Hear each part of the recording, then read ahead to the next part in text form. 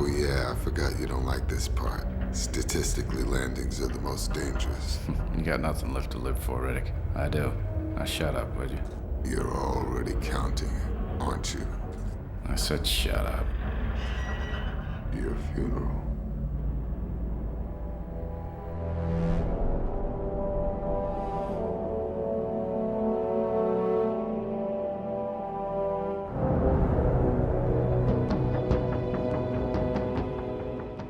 In the water license video games, we know to expect that most games are probably going to be shit, and anything better than that is a pleasant surprise. But back in 2004, this action game based on an okay performing franchise managed to stand up with some of the best. Now, as inconsistent as the Riddick movies may be, there's a lot of cool ideas with the characters and the world. The potential to expand on the Riddick character is certainly there, and Riddick's escape from the infamous Butcher Bay prison was the perfect opportunity to bring the character to a gaming audience. I never played this game before, but I heard for years about how it's actually pretty great and I should be giving it a go, and I picked up a copy of it for fucking nothing at Cashies, so I guess it's time for a review. Let's see how she holds up after 20 years.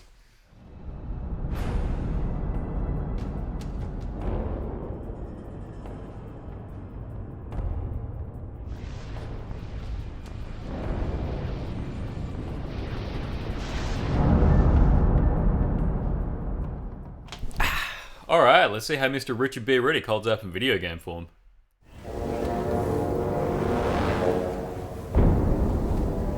We start off with Riddick out in the middle of nowhere, being stalked by some unknown creature that tries to sneak up and take him by surprise. This goes about as well as you'd expect, and after a bit of messing about, the creature is taken care of. Riddick then starts talking to someone, I don't know. There's a voice he's having a chat with going on about how he can't escape destiny, which leads to the beginning of our story. Going to a triple max slam. Butcher Bay. Toughest in the system. So they said. Impossible to escape. But then they'd never met me.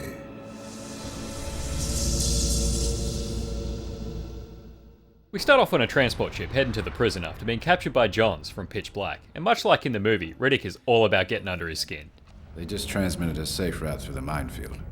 That minefield's offering better odds than you're gonna get taking me to Butcher Bay. After arriving at the prison, it's immediately tutorial time, and while Johns is taking care of one of the prisoners, we sneak up behind him and snap his neck.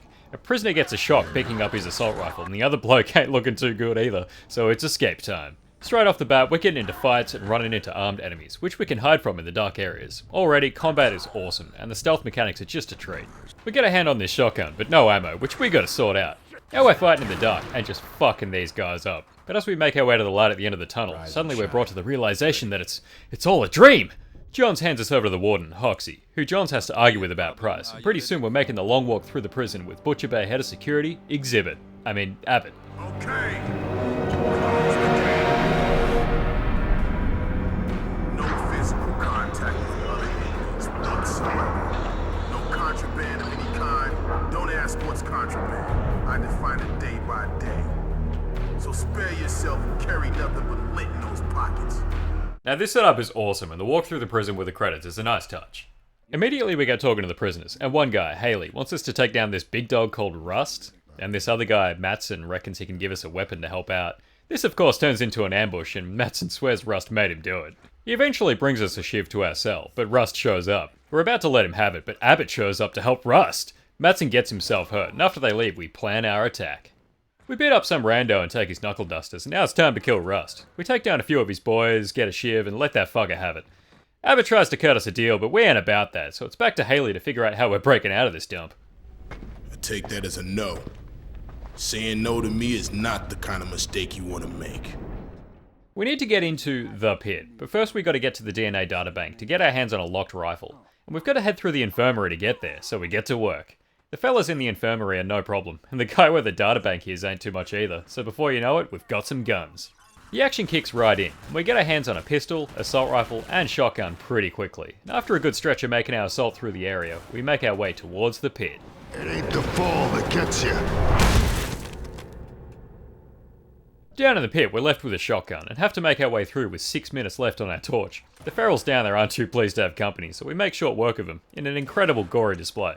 Eventually we meet up with some fella, Pope Joe, who agrees to patch us up if we fetch his radio.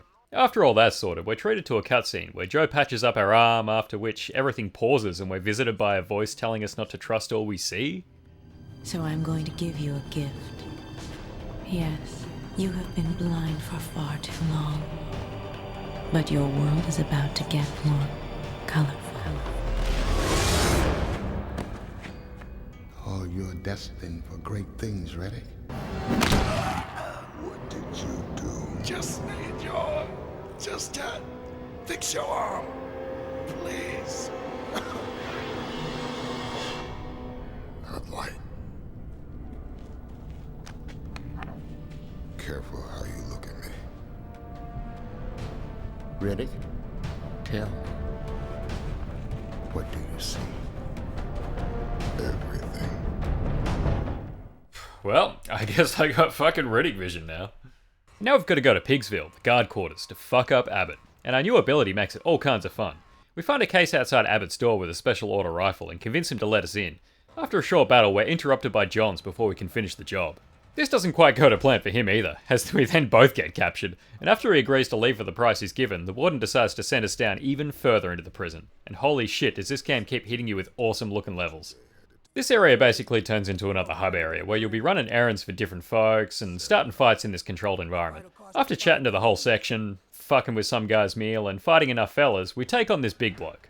After making short work of him, Abbott shows up, and decides he and the boys are going to rough us up a little bit. But after going insane mode on the guards in the room, we have a pretty tough one-on-one with Abbott that ended up taking a few tries. Once he's out of the way though, we're able to head down to the mines. We're back to having no weapons again, so we have to be a little bit more strategic with our battles. This is where stealth plays more of a role in progression, and can get pretty tough. Eventually we run into this fella, Ron Perlman, Jagger Valance, and we want to know where the spaceport is, but he wants something from us as well, a package. We go and get it for him, but upon returning, he mentions a creature's nest that if blown up could cause all sorts of chaos. See Jupiter in Tower 19. He's connected and could get you a bomb. By now, we've been using a tranquilizer gun to get around, but we still need to be mindful of these big fellas. Eventually we get to Jupiter's cell and have a little chat before he hands us the bomb, but things don't end so fantastically for him. We go back to Jagger, but he's already left for the spaceport. Once we plant the bomb, we're captured by one of these big fellas. We decide to go freely, and things look to be going to plan on the elevator with the explosion, and our restraints are opened. Of course we escape, but now we have a new enemy to worry about.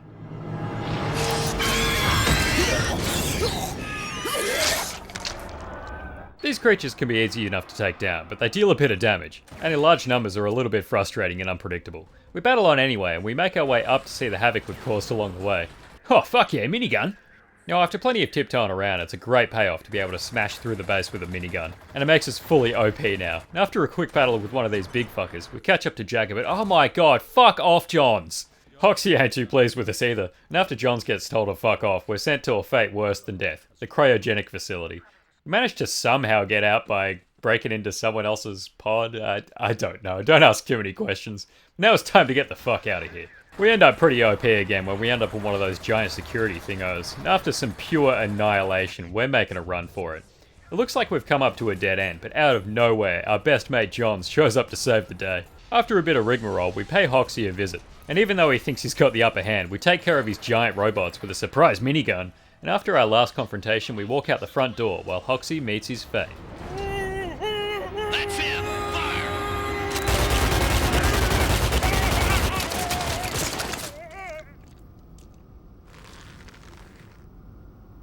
Oh yeah, and there's a little tease for the movie at the end. Anyway, that was pretty fun, and admittedly a bit silly, but you can tell that there was actual effort made with the story. The environment feels punishing, and the characters within that work really well with what the game's going for. So let's see if the gameplay lives up at the same level.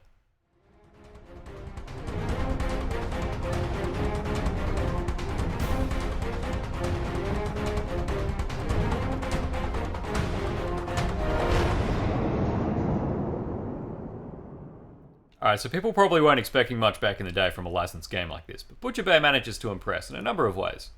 First off, considering the era this game was made in and what it's trying to achieve, Butcher Bay looks great. And things might overall look a little bit muddy these days, but the models are all pretty good and the game's use of lighting is impressive. Lighting is such an important part of the game, and it excels in that area. You'll need to rely on the torch early on in dark places, and when it comes to the Riddick vision later, you'll have areas where you'll constantly be switching to it. It helps immerse you in the stealth aspect of the game that much more when you yourself have trouble being able to see without help, and has you constantly looking out for lights to shoot at so you can get through an area just that little bit easier. Now, another aspect of the game that they nailed was the world. Butcher Bay lives up to what you have in your head, and even more. The environment and the people in it feel nasty, and there's a real sense of danger within it. This place feels massive, but also incredibly closed in when it needs to be. You have these different hub areas where you can explore and talk to different people to get that extra little bit of world building, and it's great to break up sections a little bit like this. Some NPCs you'll be able to buy things off with money you find around the prison, including tools and weapons, which is neat, but the game can get slightly tedious, particularly around the mine area with a lot of backtracking through loading screens. It's not that bad, but it's one of the areas that could have been tightened up a little bit. I'm sure it's a fair bit quicker on PC, especially these days, but it's impressive enough with what the original Xbox is able to achieve. The negatives are certainly few and far between, but coming back to the positives, the voice acting is great for the time. Now, as we all know, this series is Vin Diesel's baby, and he's having a good time in this role, as expected. Cole Hauser even comes back as Johns, and on top of Ron Perlman making a small appearance, we've even got Exhibit here, for some reason. This is your home. It's time for us to delouse your filthy ass. Don't breathe. It's definitely great having a few names in the cast, but everyone's pretty decent. The occasional dialogue choices, while limited, were cool to see put in the game. It's unfortunate the dialogue options weren't better fleshed out and expanded on, as it feels like it'll be a bigger part of the game early on, and I would have liked to have had conversations in the game, but to be fair, it's not really the focus. Now, what Butcher Bay does focus on is combat, and for the time, it does a lot right. So Butcher Bay gives you a few options to take out enemies, and each is satisfying in its own way. Early on in the game, as well as parts later on, you'll be heavily focusing on melee combat, which in itself is mostly solid. The stealth aspect of the game is great, and sneaking up on enemies in the dark to take them out is heavily encouraged in quite a few areas, but you also need to take a fair few blokes on with whatever weapons you can get your hands on. This can feel a little bit clunky, but I also don't really want to shit on it too much, as the hits do feel weighty, and beating enemies in melee combat is fun as it is, and it rounds out to be pretty well designed for the era the game was made in. The gunplay, on the other hand, is much tighter, and brings this game up from what could have been another mediocre licensed affair to a memorable action shooter. Combat is super fun, and the weapons are great, even if it is overall dragged down a bit by the super small list of guns to choose from. The pistol won't be used much, but it isn't completely useless at least, so I felt obliged to use it a little bit, even when I didn't lack ammo for my other weapons. That being said, you will find yourself using the shotgun and assault rifle throughout most of the game. That is when the assault rifle is able to be used. The whole thing with the DNA locking the rifles I found to be really neat, and forces you to be a little bit smarter with your approach in some areas, rather than being able to run through guns blazing with a machine gun everywhere.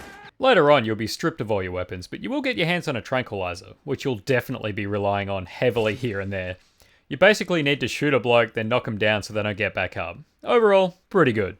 What's better though is in the late game where you'll get to go full on OP with a minigun. You'll move pretty slow, but being able to clear out a room and take down these big fellas in a pinch is a great payoff after long stealth sections. I can't really fault the game's balance of stealth and action too much either, as it did work for me personally. It's definitely propped up by the mechanics, and being able to climb up and around the environment, while a bit limiting, is fun to do, especially for the odd section where you get to drop down and take enemies out. A couple of small pacing issues aside, I was able to get immersed in the world of Butcher Bay, and the game, while challenging at times, doesn't feel cheap with its approach.